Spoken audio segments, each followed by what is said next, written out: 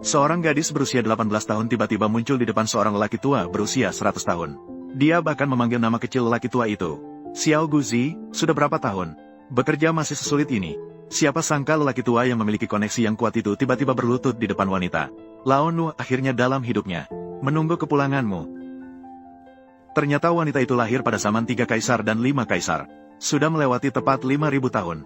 Awalnya dia membantu Dayu mengatasi banjir. "You terima kasih Dewi. Silakan pergi." Kemudian membantu Fir'aun Mesir membangun piramida. "Mulai hari ini, jaga pintu masuk piramida untukku." "Sesuai perintah Anda, Tuan. Kami bersedia mengabdikan kesetiaan kepada Anda." Bahkan di era penjelajahan besar, dia pernah menunjukkan arah kepada Columbus. Pergi ke sana untuk mencari benua baru. Sudah lama dia pergi ke luar negeri untuk mencari rahasia keabadian. Kini dia kembali untuk membuktikan kebenaran ini. Sekalian melihat apakah budak yang diterimanya dulu masih menganggapnya sebagai tuan. Baru saja memasuki kota kuno, dia langsung menemui seorang anak orang kaya yang sedang menyulitkan seorang lelaki tua penjual kue. Dia bahkan menawarkan 1 juta sebagai mahar. Meminta lelaki tua itu untuk membuat kue khusus untuknya. Namun yang mengejutkan adalah, lelaki tua itu hanya menutup mata dan beristirahat. Anak orang kaya itu semakin angkuh melihat situasi ini. Dia langsung menyebarkan uang tunai. Namun, orang tua itu hanya berkata dengan tenang, "Keamanan." Dalam sekejap, sekelompok tentara bayaran muncul dan mengepung anak orang kaya itu. Kerumunan yang menyaksikan mulai berdiskusi. Mereka mengatakan bahwa orang tua ini pasti memiliki koneksi yang kuat. Sudah lama membuka toko roti, tetapi tidak pernah menjual satu pun roti. Pasti sedang menunggu seseorang yang penting. Bagaimana saya tidak tahu? Masih ada keluarga yang begitu bodoh di kota Jiang. Tidur nyenyak. Anak orang kaya itu masih tidak terima. Dia langsung memaki orang tua itu sebagai orang tua yang menyebalkan. Namun, dalam sekejap dia menerima kabar bahwa seluruh keluarganya akan dieksekusi. Sekarang dia benar-benar ketakutan. Dia segera berlutut dan mengakui kesalahannya. Tatapan orang tua itu tiba-tiba beralih ke depan. Tentara bayaran di sampingnya segera mengarahkan senjata ke arahnya. Orang tua yang sebelumnya tertegun segera menghentikannya. Segera setelah itu, dia berlutut di depan wanita itu. Seseorang yang bisa membuat keluarga Lin saya ketakutan hanya dengan 1 kalimat. Ternyata bisa membuat gadis kecil ini berlutut. Menyebut dirinya seorang budak tua. Setelah kembali ke rumah tua, wanita itu bertanya tentang 60 tahun yang lalu. Siapa yang sekarang bertanggung jawab untuk menyelidiki misteri keabadiannya? Orang tua itu menjawab bahwa masalah ini dipimpin oleh keluarga Bai. Dia juga menduga bahwa rahasia keabadian mungkin terkait dengan 5 artefak besar. Keluarga Bai telah menemukan artefak pertama. Tepat saat itu, seorang pelayan membawa sebuah kotak. Dikatakan bahwa seseorang mengirimnya untuk diserahkan kepada Yening. Sang tua melihat situasi itu dan marah besar, memaki pelayan. Berani-beraninya memanggil nama Nona secara langsung. Dia dengan hormat menyajikan kotak itu di depan wanita. Diperkirakan ini pasti dikirim oleh keluarga Bai. Mungkin ada kemajuan baru dalam rahasia keabadian. Wanita itu memerintahkan pelayan untuk meletakkan kotak itu di samping dan membukanya nanti. Namun, pelayan baru saja membukanya. Di dalamnya ternyata tersembunyi sebuah bom. Sang tua segera berdiri di depan wanita. Namun, wanita itu dengan ekspresi tenang berkata bahwa bom ini palsu. Lihat apa lagi yang ada di dalamnya. Pelayan segera mengambil proyektor mini dari dalam kotak.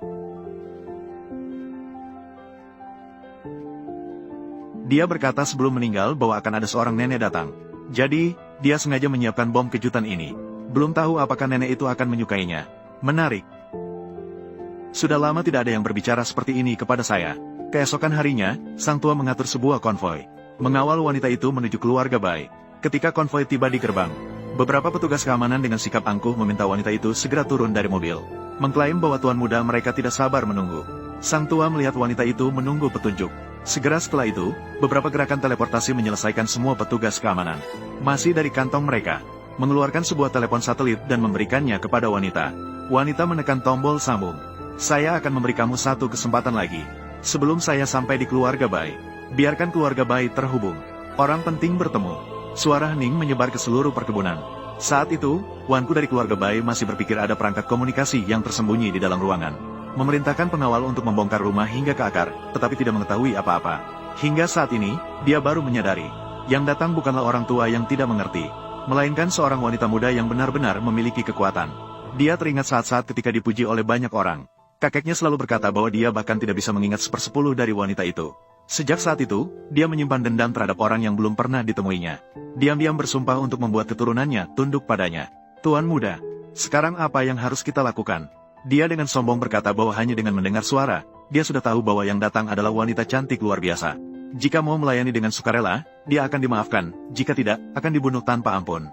Saat ini, wanita dan orang tua itu sudah memasuki halaman keluarga Bai. Wanku juga keluar dengan angkuh.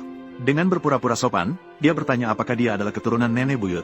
Dia tidak tahu bahwa wanita muda di depannya adalah nenek buyut yang telah hidup selama 5.000 tahun. Wanku mengklaim bahwa dia sekarang mengendalikan seluruh keluarga Bai. Bahkan jika nenek buyut masih hidup, dia tidak bisa berbuat apa-apa padanya. Dia bahkan menantang dengan mengatakan bahwa selama wanita itu mengikutinya, dia bisa menjamin keselamatannya hari ini. Wanita itu merasa bingung, karena pelayan keluarga Bai yang diterimanya dulu jelas-jelas setia dan jujur. Bagaimana bisa ada keturunan yang begitu nakal seperti ini? Namun Wanku masih dengan sombongnya mengatakan bahwa dia akan memberinya kemewahan yang tak ada habisnya. Wanita itu langsung bertanya kembali apakah dia tahu apa yang dia katakan. Melihat wanita itu tidak mau menyerah, Wanku segera memanggil tentara bayaran yang telah disiapkan. Dia merencanakan semua ini memang untuk suatu hari menindas wanita ini. Sang tua segera mengenali bahwa orang-orang ini adalah tentara bayaran yang peringkat 10 besar di dunia. Dengan kemampuan dirinya saat ini, dia sama sekali tidak bisa melawan. Namun wanita itu membuatnya tidak perlu khawatir. Namun hanya dengan sekali bertatapan mata, Wanku merasakan tekanan yang sangat kuat. Dia takut jika menunda, situasi akan berubah. Dia dengan tegas memerintahkan wanita itu untuk segera berlutut. Jika tidak, mereka berdua akan mati tanpa tempat pemakaman. Namun wanita itu hanya dengan lembut memutar payung di tangannya. Permukaan payung itu pun mengeluarkan ribuan kelopak bunga. Tidak ada yang menduganya. Kelopak bunga yang tampak lemah ini ternyata seketika memotong tenggorokan semua tentara bayaran. Wanku benar-benar panik. Dengan penuh kebingungan, padahal wanita itu tidak menyentuh mereka. Bagaimana bisa mati tanpa bertarung? Bahkan orang tua itu pun diam-diam terkejut. Tak disangka, nyonya muda memiliki kemampuan yang luar biasa. Namun Wanku tetap tidak terima. Dia memanggil semua pengawal di perkebunan. Dengan bangga, dia menunjukkan bahwa di halaman belakang ada 3.000 prajurit terlatih.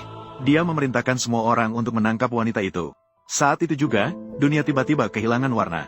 Waktu seketika terhenti. Wanita itu perlahan berjalan ke depan Wanku dan menatapnya dengan tatapan dingin. Dia, apa yang dia lakukan? Apakah ada pesan terakhir?